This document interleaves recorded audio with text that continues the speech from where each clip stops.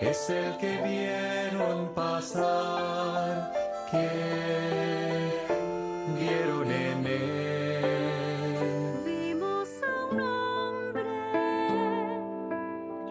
extenuado al caminar, triste en su mirar, solo y sin hogar. Era humano, era hermano. ¿Quién es el que Muy buen día, soy Roberto Pomilio en nuestro programa Trincheras de Esperanza, realizado por la Comisión Arquidiocesana de Pastoral Social de la Diócesis de Mendoza al servicio de todos los equipos y organismos que componen la Vicaría de la Solidaridad, es decir, las distintas pastorales sociales, pastorales de trinchera. Lo emitimos por Radio Digital Católica, pueden vernos en directo y enviarnos mensajes por Twitch, y el video grabado va a ser subido a YouTube.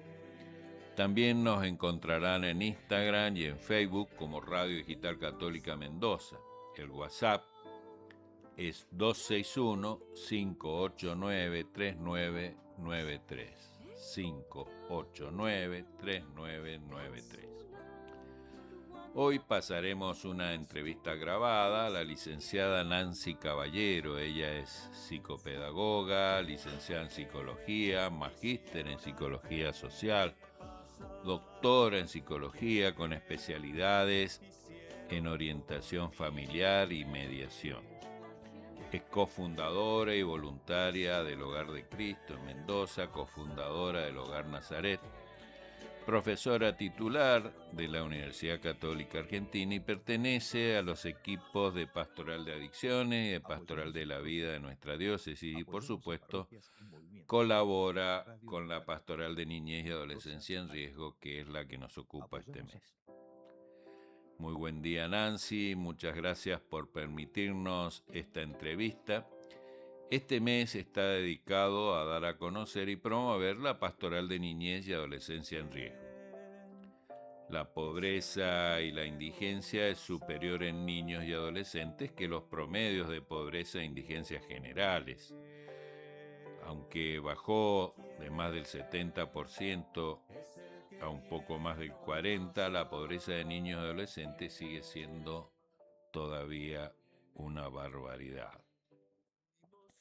Niños mendigando por las ciudades de Gran Mendoza o de familias que viven en situación de calle, judicializados, en hogares del Estado, o que viven en barrios urbanos marginales o asentamientos cuando no en basurales, o en situaciones de encierro por cometer delitos, sometidos a trata y a situaciones de violencia de distinto tipo, es lo que se nos viene a la mente cuando escuchamos niñez y adolescencia en riesgo o en situaciones de vulnerabilidad. ¿Podés, Nancy, precisarnos qué se entiende por vulnerabilidad y riesgo y cuáles son sus consecuencias sobre el desarrollo de niños y adolescentes? Cuando hablamos de vulnerabilidad en los niños, no solamente hablamos de una situación puntual, actual, en donde tal vez chicos que han tenido un buen desarrollo físico, intelectual, económico, social, de contención familiar, caen por situaciones de la vida en la pobreza, o se pierde la casa, o se pierde el trabajo. Cuando hablamos de vulnerabilidad estamos hablando de algo bastante más serio, porque es estructural, porque nosotros tenemos, como la UCA lo dijo hace poquito, una pobreza que por suerte, gracias a Dios, ha bajado de un 70 a un 40 en los niños, pero que sigue siendo vergonzoso en un país tan rico como la Argentina. Sin embargo, en esa etapa que nosotros hablamos, no estamos hablando de 6 meses, de un año, de 5 años, estamos hablando a veces de 2 o 3 generaciones, abuelos, papá y los chiquitines. Esa vulnerabilidad a qué apunta y es sistémica, quiere decir que la persona no ha recibido lo que necesita para desarrollarse en la vida, ni económicamente, ni en la nutrición, ni en lo físico, ni en el desarrollo cognitivo, mucho menos en sus derechos sociales. Por lo tanto, esto hace que niños que hoy están ya creciendo y los vemos hiperactivos o los vemos muy impulsivos, peleadores, no tiene que ver con el aquí y el ahora, tiene que ver en lo nutricional, porque los primeros años de vida no tomaron suficiente leche. Por lo tanto, tenemos a veces analfabetos funcionales, o sea, van a la escuela, pero no llegan a comprender.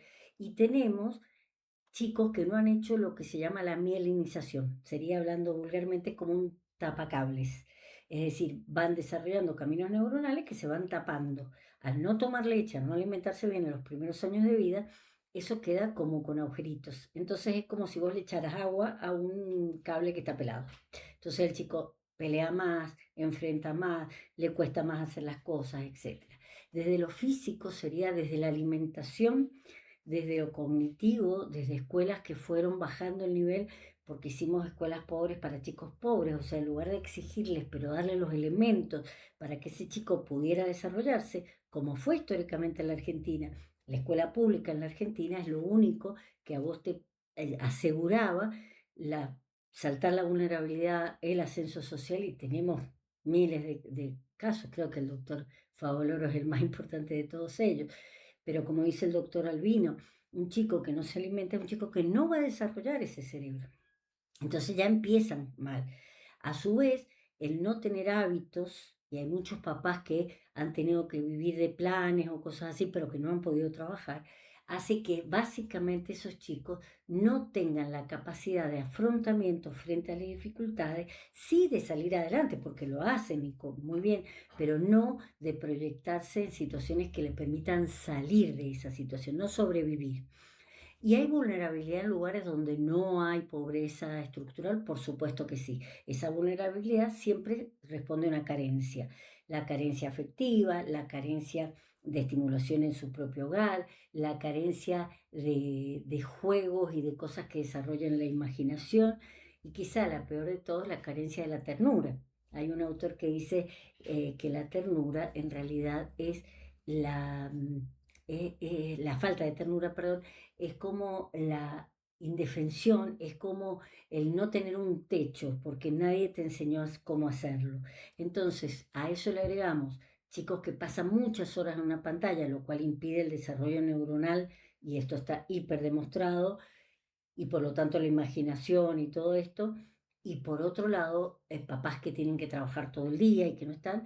Y lo peor de todo, desde mi punto de vista, que es el consumo de sustancias, consumo de juegos online, consumo de videojuegos o de lo que sea, condiciona para que este chico sea altamente vulnerable. Y entonces ese chico va a estar mucho más expuesto y va a tener muchas menos herramientas para salir adelante. Bueno, acabas de mencionar distintas situaciones de riesgos que no se originan justamente en factores económicos o sociales como la pobreza. ¿Por qué no nos hablas un poco más de eso, por favor?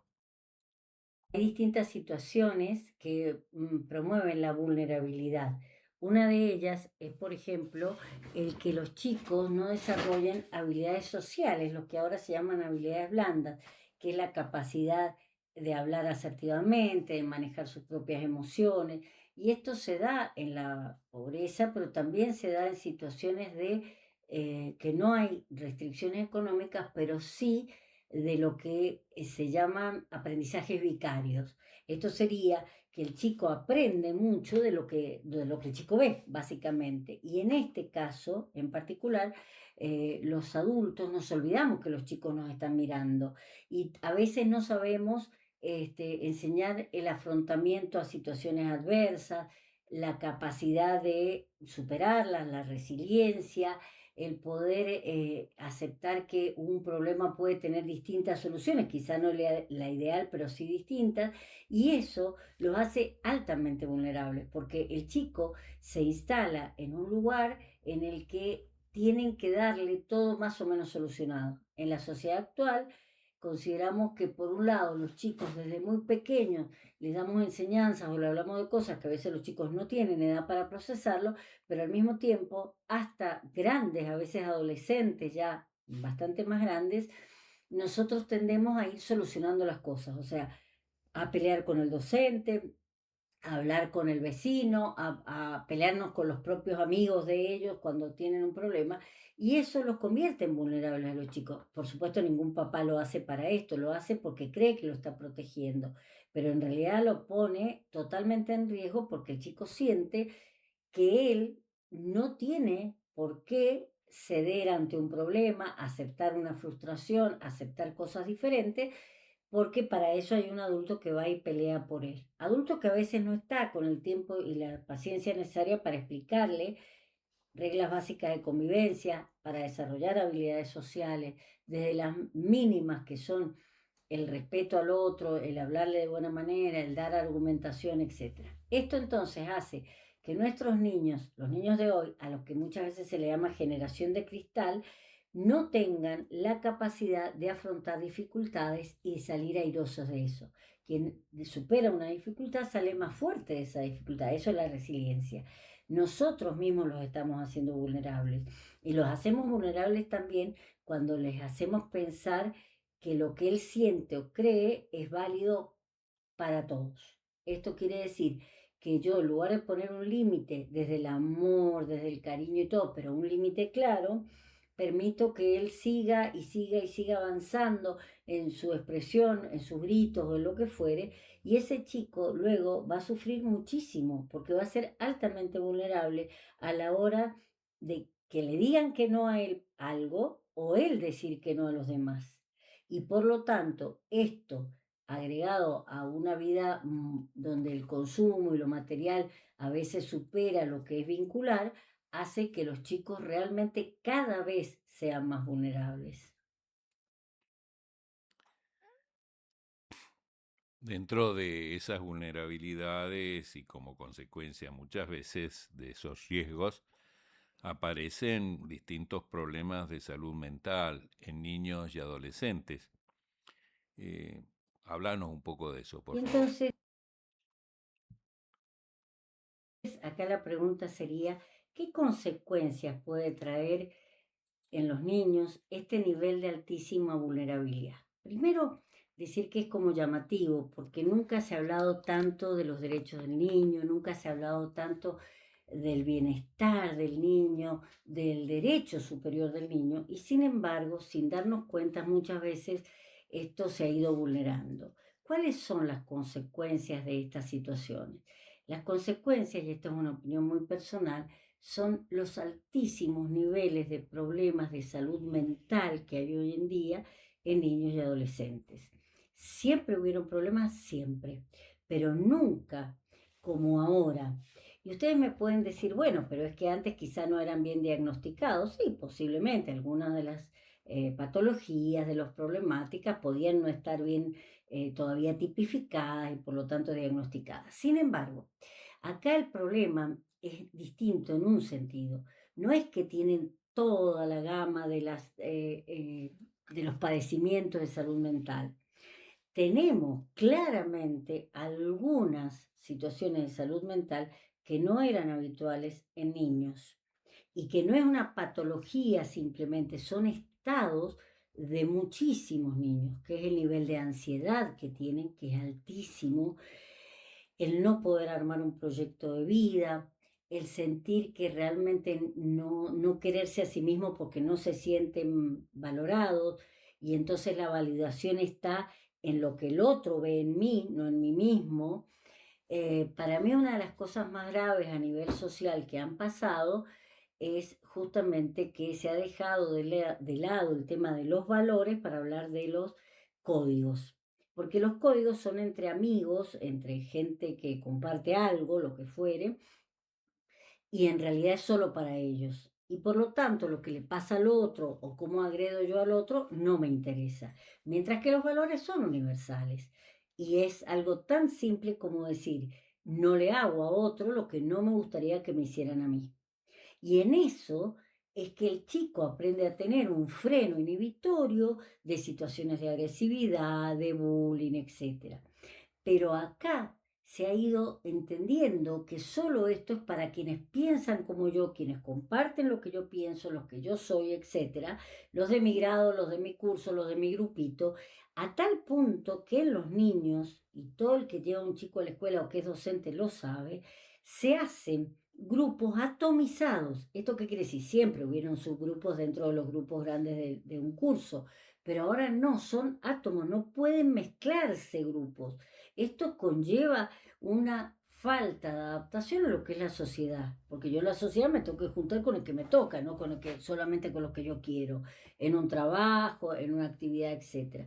Entonces, la salud mental y las problemáticas de salud mental, ansiedad, es porque todo tiene que ser inmediatamente, porque los videojuegos, las pantallas y todo es así, en el momento, pero también los papás hemos obturado todo el deseo de los niños, porque antes que pidan algo ya se lo estamos comprando, porque antes que el celular deje de funcionar ya le cambiamos por otro nuevo, etcétera. Entonces, realmente los chicos no tienen capacidad de espera, no la tienen, no lo soportan.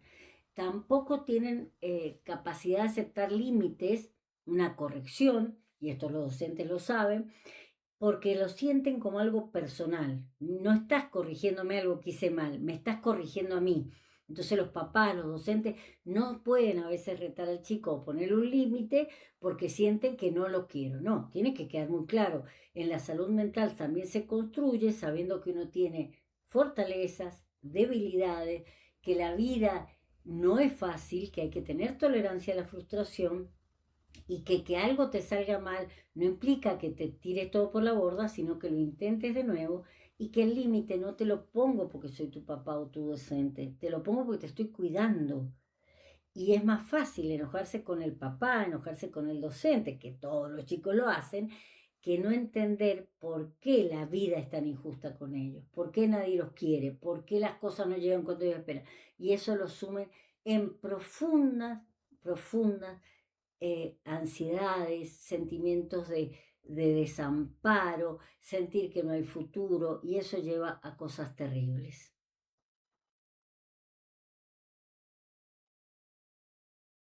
Otra de las cuestiones que vemos que afectan a niños y adolescentes, por supuesto más allá de los adultos, es el tema de las adicciones, al alcohol, cigarrillo, drogas, al juego, ¿no? Que ha venido justamente aumentando en niños y adolescentes en nuestro medio. Eh, bueno, vos estás justamente en la pastoral de adicciones, estás en la pastoral de la vida, estás colaborando, por supuesto, siempre sos persona de consulta de niñez y adolescencia. Eh, bueno, ¿cómo viene el tema de las adicciones en niños y adolescentes? Esta vulnerabilidad que implica la inmediatez de la satisfacción, esta vulnerabilidad que implica la necesidad de validación del otro, del que entra en las redes, de mi compañero, de todos, la validación externa, solo externa, hace que los chicos realmente tengan una incapacidad a soportar la frustración, el sentimiento de abandono, el sentimiento de estar solos, el maltrato, no solo del bullying, sino a veces también de otros adultos referentes. En un momento determinado, el chico realmente busca en el afuera algo que tendría que estar adentro. Toda la persona que consume algo lo consume para adormecer, para estimular, para hacer algo que debería ser interno. Divertirme porque me divierto, llorar si estoy triste porque estoy triste, lo voy anestesiando con cosas que consumo. Y cuando yo consumo, y es lo mismo cualquier tipo de consumo, no en las consecuencias, pero sí en el por qué. Hace algunos años sabíamos que alguien que consumía, más allá de que no importa qué consuma, era porque estaba llenando un espacio de vacío que tenía, ¿no? Eso es real, es un vacío existencial, pero además ahora se ha masificado de tal manera que muchas veces los chicos sienten que se quedan fuera si no hacen esto.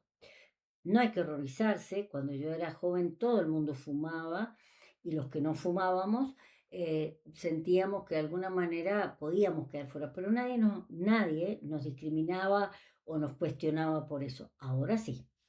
Y esto lo digo porque los adultos tendemos a decirle a los chicos, mira, si vos no querés hacerlo, no lo haces. Y a mi edad y en mis condiciones es bastante fácil hacer eso. En los chicos no. ¿Por qué?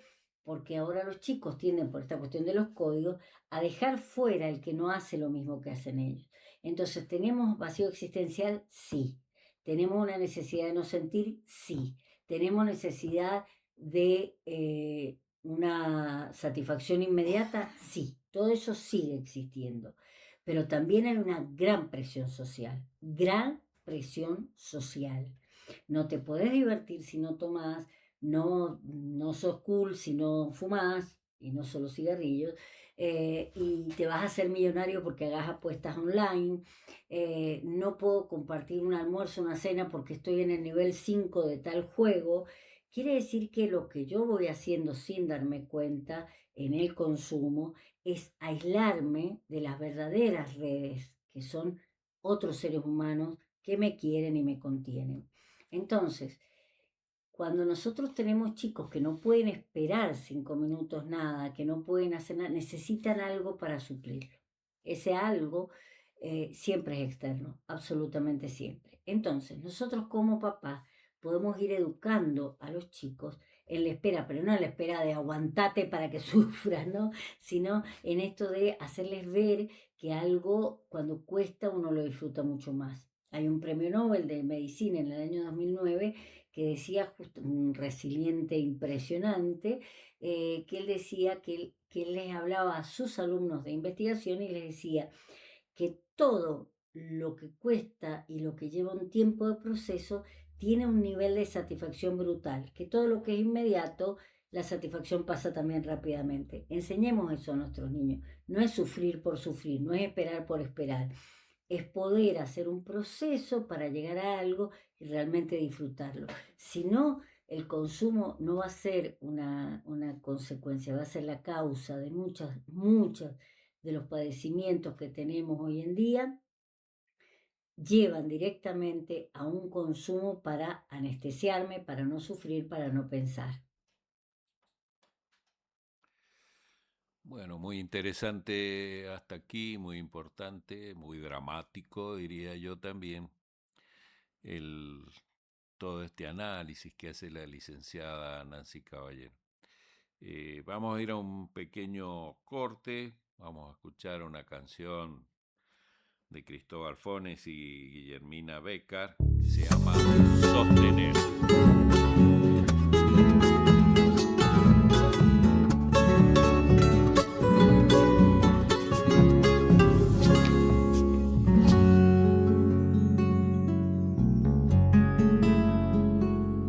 Sostiene el verde aún en verano, el roble joven agobiado por el calor desorbitante. Sostiene el padre aún en pobreza su oblación diaria de trabajo, dejando todo por los suyos. Sostienen madre, abuela y novia, poniendo garra y cercanía al hombre que vive entre rejas. Sostienen su arte los maestros y van venciendo cuerpo a cuerpo a la ignorancia y al desprecio. Sostener, hijo mío, la vida como sea, fiel y comprometido, contra viento y marea. Sostener, hermano mío, el árbol de la entrega, vertebrar fe y aguante, dar a luz con paciencia. Sostener es mi prueba de amor, es el nombre aguantador de mi amor.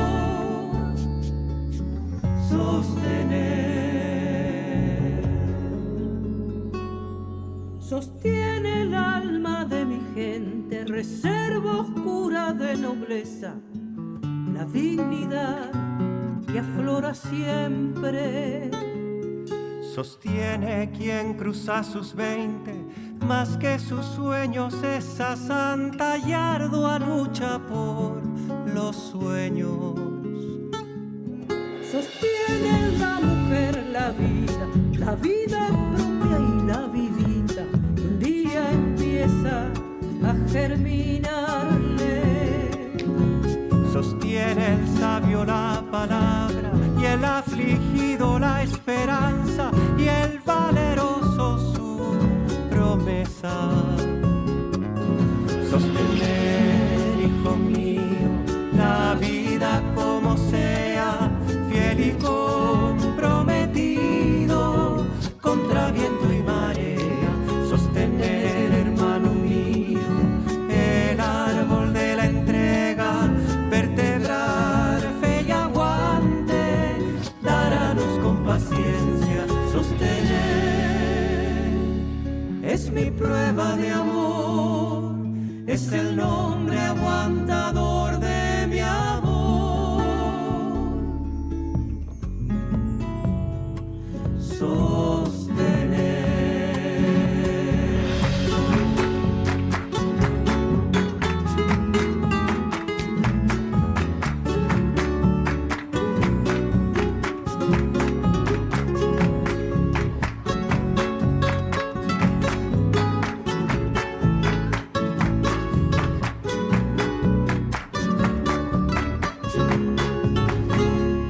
Sostiene el santo el testimonio y versionando el evangelio se vuelve ícono de Cristo.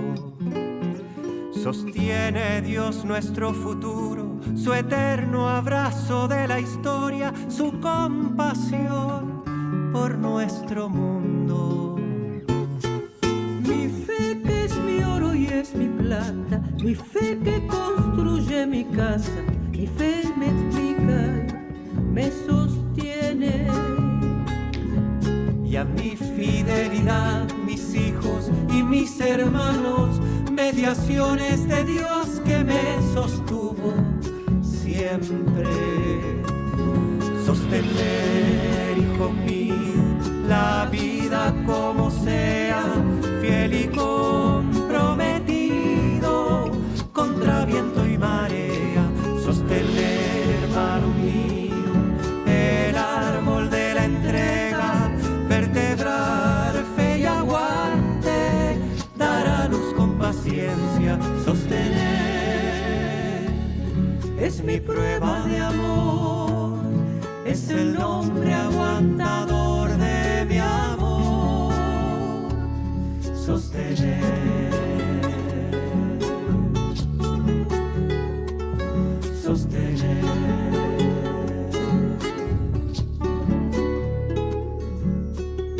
Sostener.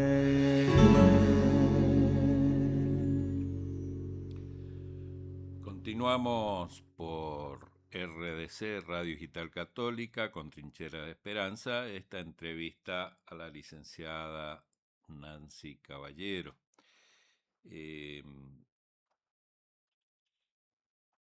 La pregunta que le hacía a continuación es justamente entre las adicciones, lo que puede ser el uso de las pantallas y de las redes sociales.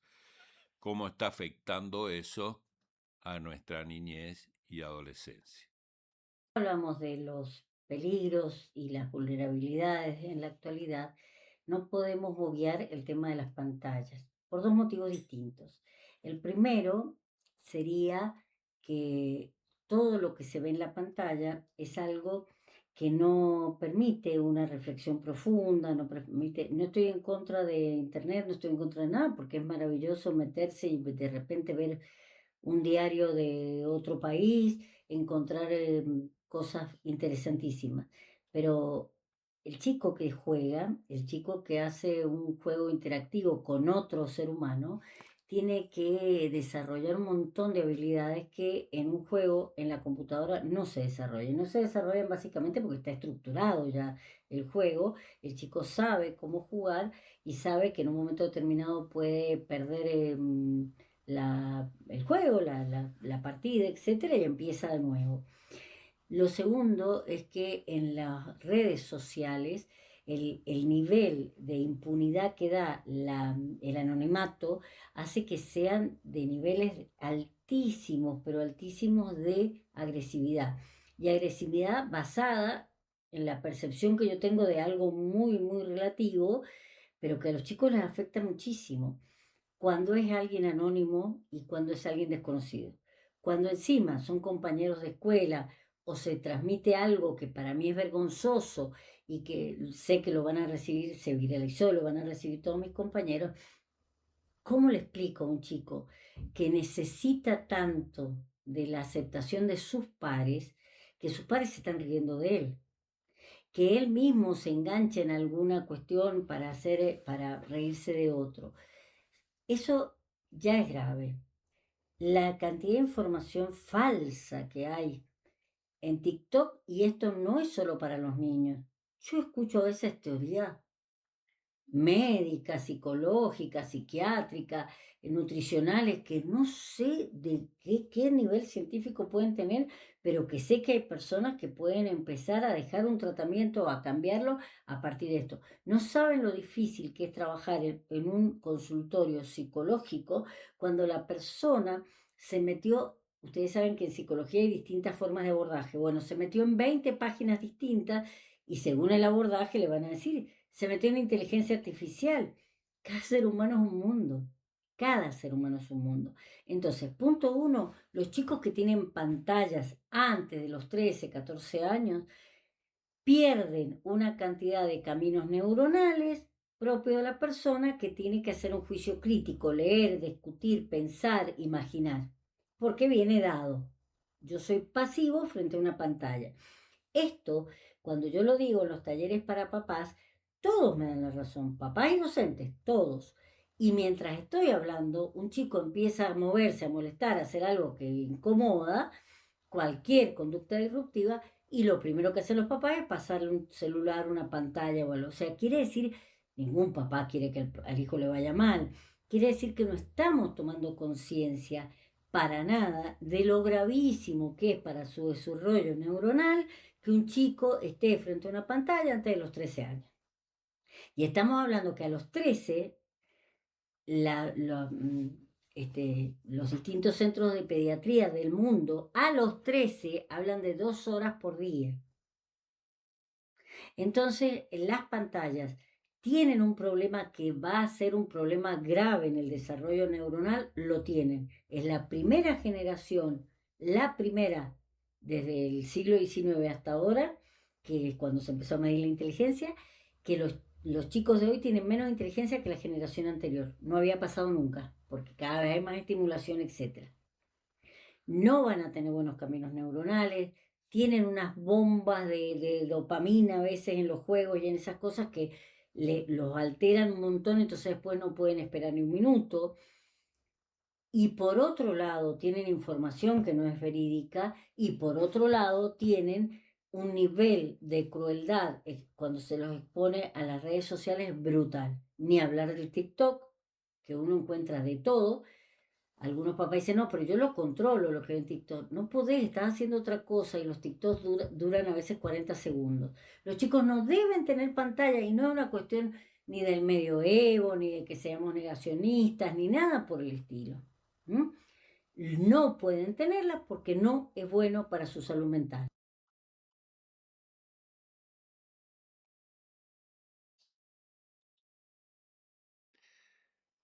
Qué tremendo, ¿no? Qué tremendo. Pareciera, ¿cómo puede ser, ¿no? Que haya que poner un límite tan duro y que, bueno, evidentemente no estamos en la mayoría de los casos capacitados o dispuestos a hacerlo. Eh,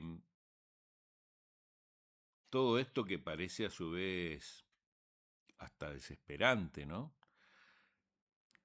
nos lleva a la pregunta de decir, bueno, ¿qué se está haciendo? ¿Qué se está haciendo al respecto desde los organismos del Estado, las escuelas, las organizaciones de la sociedad civil, la iglesia, los distintos credos y la iglesia católica, por supuesto?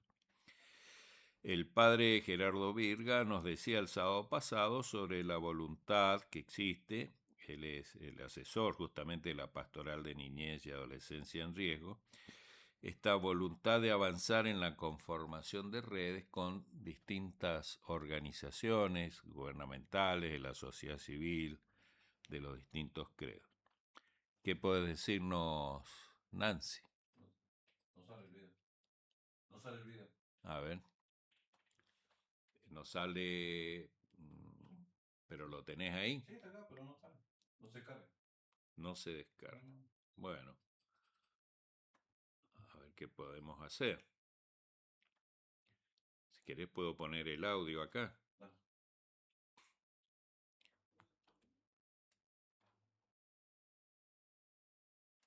¿Tenemos internet? Sí. Pero acá no sale. Y bueno, ¿y podés poner vos el audio desde ahí? ¿No? Las redes tienen que ser muy amplias, muy amplias. Coincido plenamente con el padre Gerardo. No hay forma de ayudar a los chicos y de que esa ayuda sea efectiva si no es el nivel de red.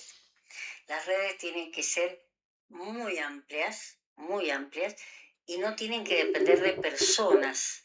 Porque si yo soy parte de una red y todas las referencias que tienen ustedes de la red soy yo, mañana yo me voy y se acaba la red. No, la red tiene que ser con instituciones, escuela, iglesia, asociaciones deportivas, todo lo que pueda ayudar, porque un chico no va a dejar de estar en nivel de vulnerabilidad porque yo lo quiera mucho y le hable mucho, que es divino, eso está muy bien, pero en realidad solo va a poder salir de esa vulnerabilidad si yo cuando hablo con él de ayudar a los chicos y de que esa ayuda sea efectiva si no es el nivel de red. Las redes tienen que ser muy amplias, y no tienen que depender de personas. Porque si yo soy parte de una red y todas las referencias que tienen ustedes de la red soy yo, mañana yo me voy y se acaba la red. No, la red tiene que ser con instituciones, escuela, iglesia, las asociaciones deportivas, todo lo que pueda ayudar, porque un chico no va a dejar de estar en nivel de vulnerabilidad porque yo lo quiera mucho y le hable mucho, que es divino, eso está muy bien, pero en realidad solo va a poder salir de esa vulnerabilidad si yo cuando hablo con él me doy cuenta que le gusta un deporte, entonces puedo hacer una interacción con el deporte. Si yo cuando hablo con él me doy cuenta que tiene un problema de consumo y entonces a través de distintas instituciones, la pastoral de adicciones, de otras iglesias, lo que sea, puedo conseguir quien lo acompañe en esta situación. Y cada una de estas situaciones, cuando yo armo una muy buena red, es una red de contención también. Por lo tanto, no podemos ayudar a los niños que no sea de la manera más sistemática, porque realmente las ayudas voluntarias e individuales son exquisitas, pero generalmente terminan en cuanto yo cambié de trabajo, no tengo horario, no puedo ir, etc. Sin embargo, cuando son redes institucionales, esas redes se van a encargar de contener al niño. Esas redes van a avisarme si el chico tiene un problema. Vamos a suponer que yo soy la única adulta referente, esas redes me van a ir avisando. Y esto no, para poder hacer esto hay que dejar de lado los egos, no importa si le va mejor al deporte, en lo artístico, en la iglesia o en la escuela. Importa que entre todos estamos haciendo esa red de contención. No hay otra forma.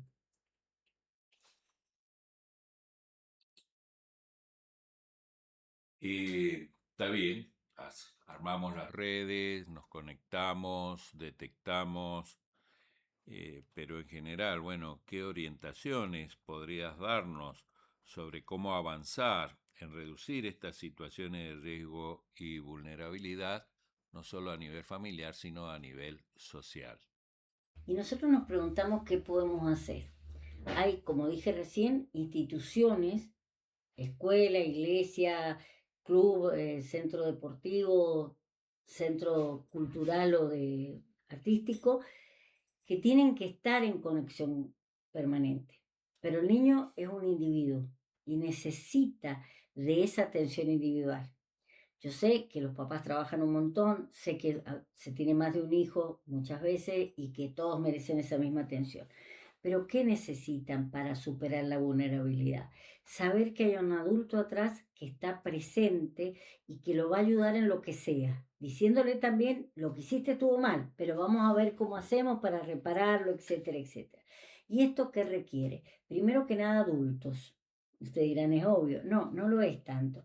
Porque yo escucho muchos papás, no enojados, dolidos, porque mi hijo no se da cuenta todo lo que yo trabajo para que él pueda tener una mejor vida y yo llego y me empiezan a decir cosas. Bueno, tal vez lo que el niño necesita no tiene que ver con solo con una mejor vida a nivel económico, también un rato de charla, también un rato de conversación. En los niños más chicos, la paciencia de escuchar durante 1 hora y media un episodio que ocurrió en 2 minutos y medio. En el adolescente que contesta con monosílabos y parece que me convertí en el enemigo, callarme y escucharlos. Pero la realidad es que cuando yo digo, porque yo trabajo todo el día y mi hijo no lo valora, no, no, yo creo que eso también es parte de no ser vulnerable, que ellos valoren que papá y mamá les expresan el amor de muy diferentes maneras. No hay una manera correcta y una incorrecta. Hay una manera que le llegue al chico o no le llegue. Entonces a veces haciéndome una comida rica que a mí me gusta, a veces es acompañándome a jugar al fútbol, a veces es simplemente invitarme a caminar o a ir a comprar algo y mientras vamos, que me escuchen. ¿M? Los papás estamos muy cansados, trabajamos mucho y todo, pero en realidad los chicos tienen la mala costumbre de crecer. Cuando queramos acordar, vamos a tener un chico grandote ahí que ya está en la facultad y que ya ni siquiera lo veo porque tenemos distintos horarios. Aprovechemos muchísimo, muchísimo la infancia, la adolescencia y hagamos por favor el ejercicio de ver en qué etapa evolutiva está. Un niño chico hay cosas que no necesita saberlas y no necesita saberlas porque no las puede procesar todavía. La vida de un niño tiene que ser en blanco y negro, tiene que ser lo más sencilla posible. No podemos estar explicándole cosas todo el tiempo porque, a ver, un chico que en la adolescencia puede hacer perfectamente una ecuación matemática, en el jardín de infantes solo puede entender lo que es un número si toca cuatro cubos y dice 1, 2, 3, 4. Es el mismo chico, tiene el mismo nivel de inteligencia, pero no el mismo nivel de procesar lo que le estamos diciendo. Por lo tanto, ubiquémonos que un chico que necesita que vos le digas esto sí, esto no, le des una pequeña explicación, pero no una diatriba.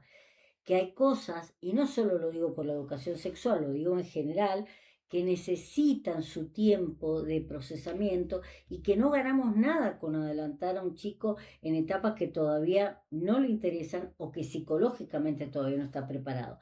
Tampoco tiene la edad para entender cuánto gano de sueldo o cuánto gana la maestra de sueldo.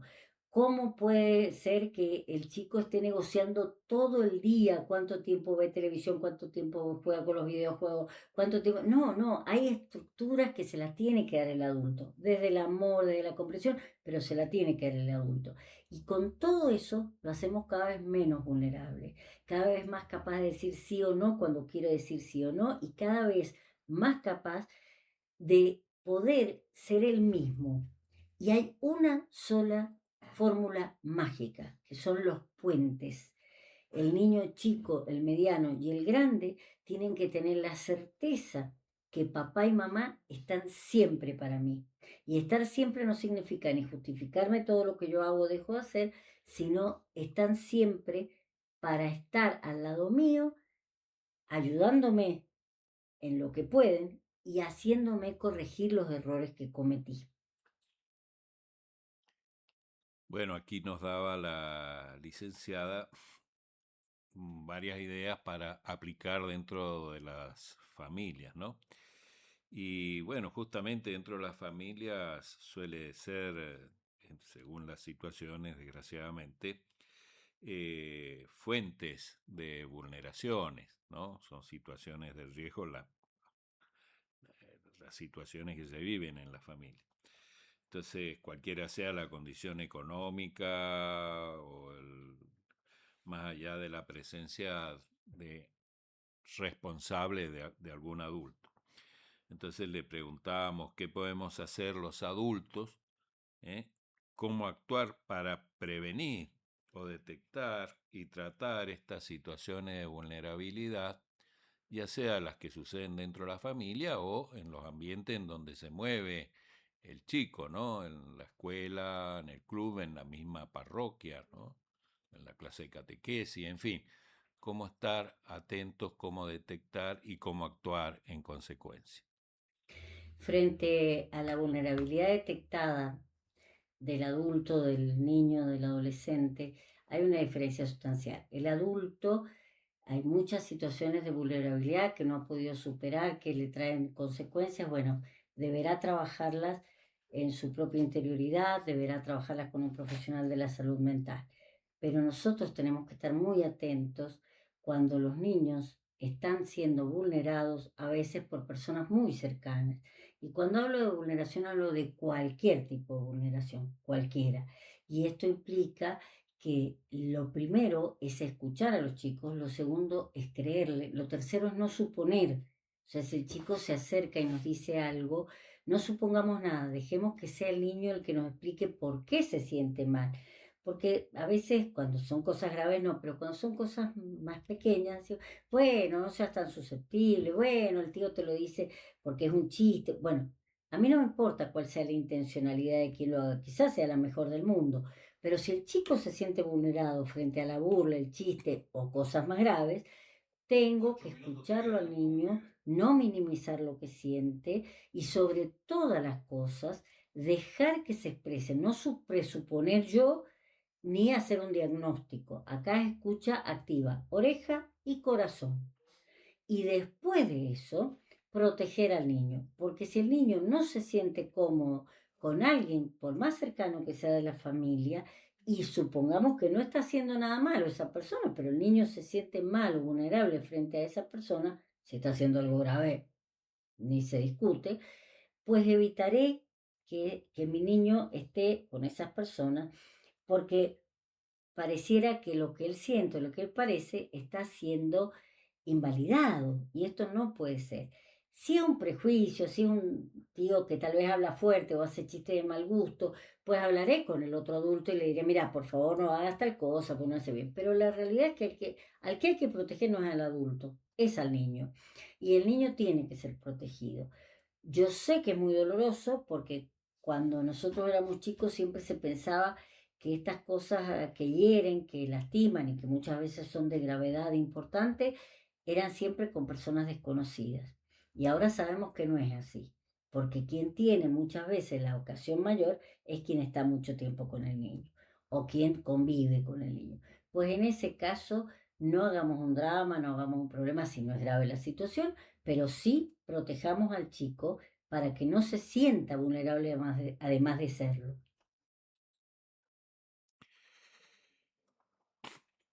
Por último, le pedimos, como lo hacemos con todos los entrevistados, el mensaje final, ¿no? ¿Qué mensaje final podrías dejarnos, Nancy? La verdad es que es un tema tan doloroso como bueno para poder evitar estas vulnerabilidades. Hay formas, sí, hay formas. Y esa forma tiene que ver con lo que yo le transmito al chico y no lo que le transmito con palabras.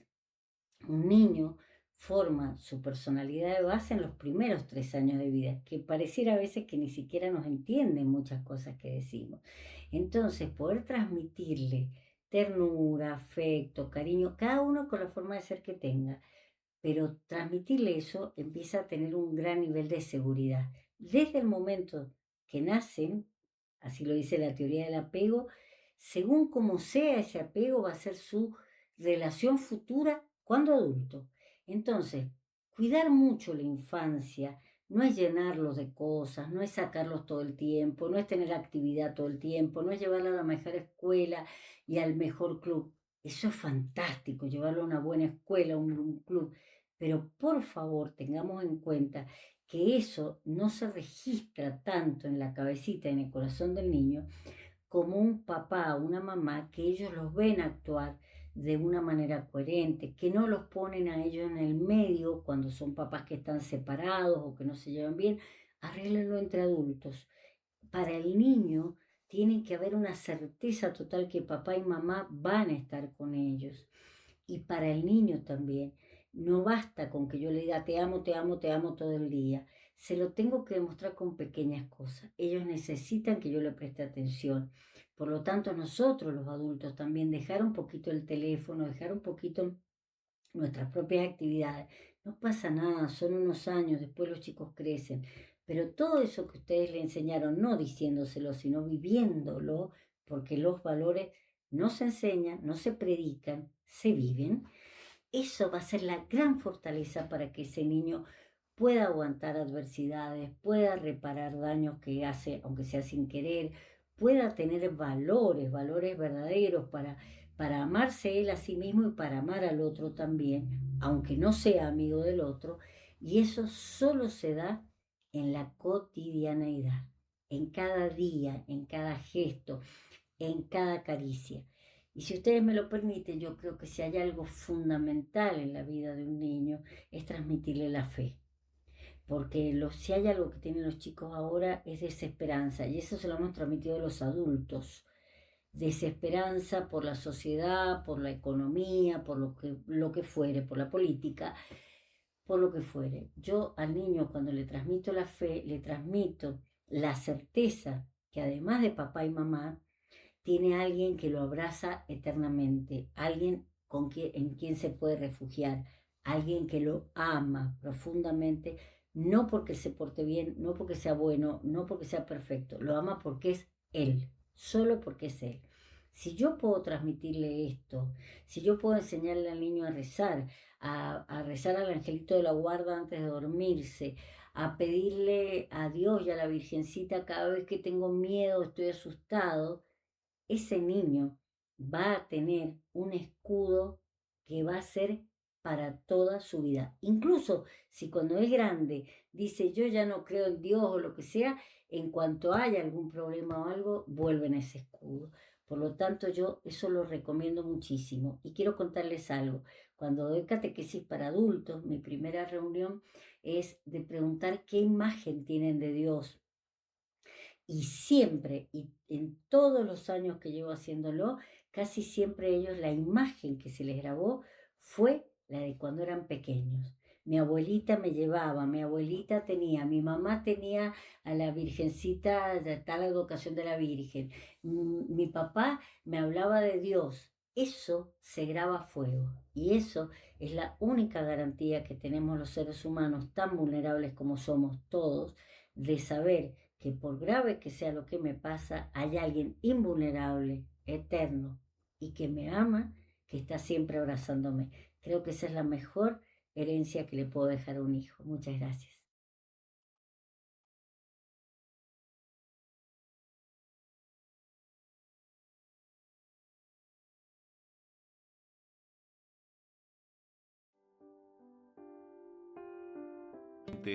Que nos dan la oportunidad de seguir brindando trinchera de esperanza. Será hasta el próximo sábado, si Dios quiere. ¿Quién es el que vieron pasar? ¿Qué vieron en él? ¿Quién? Apoyamos a parroquias y movimientos desde